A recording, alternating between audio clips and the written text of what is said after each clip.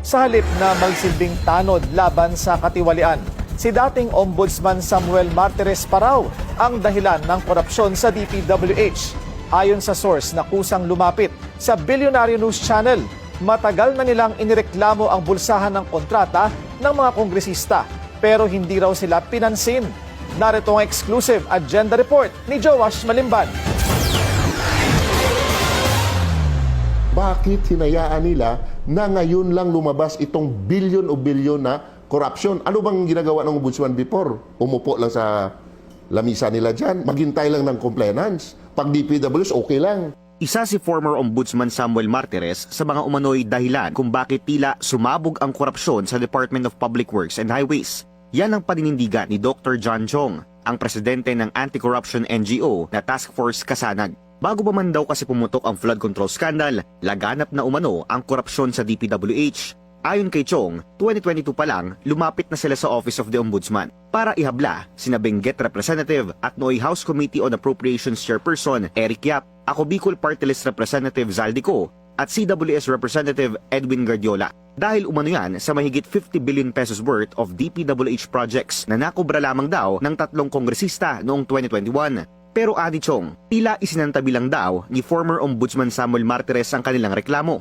Ano ba klaseng ombudsman sila ni Martires that time? Ba't hinayaan nilang lumaki ang baha? Ba't hinayaan nilang 100 billion o pilang bilyon ang nalustay? Hindi pa ba mananagot ang ombudsman dyan? Hindi pa ba mananagot ang COA dyan? Just my question.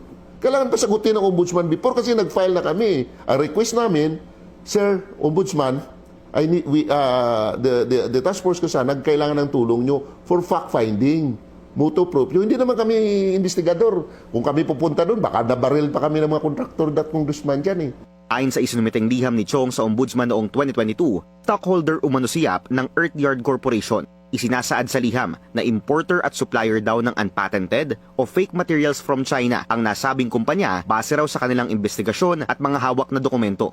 Ayon pa sa liham, Earthyard ang supplier ng mga materyales at majority ng mga umano'y slope protection projects na napunta sa FESCO Incorporated. Ang kumpanyang ito, pagmamayari ng isang Robert Inson na ani Chong ay asawa ni Effie Vanessa Yap Inson na kapatid ni Congressman Yap at dati na ring tumakbo bilang 5th nominee ng ACT-CIS Party List noong 2022.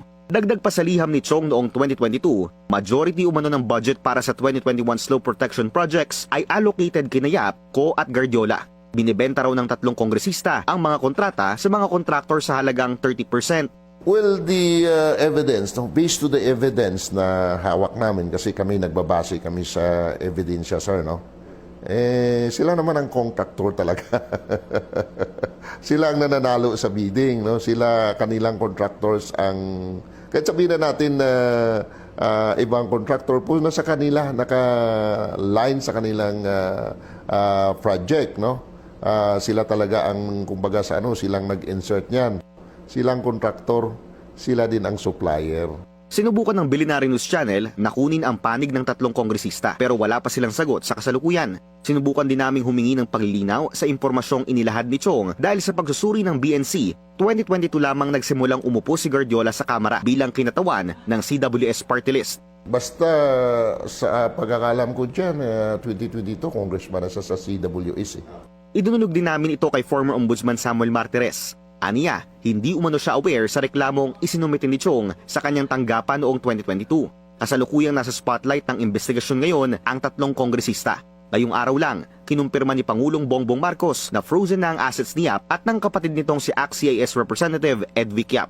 Kasalukuyang tinutugis ng mga otoridad si Ko at itinuturing na isa sa mga key figure ng DPWH corruption sa Marcos Jr. administration. Kasama naman si Guardiola sa first batch ng mga tinaguriang contractor na pinakakasuhan ng ICI at DPWH sa Office of the Ombudsman dahil umano sa prohibited interest law violations. Para sa agenda, Joash Malimban, Billionaire News Channel.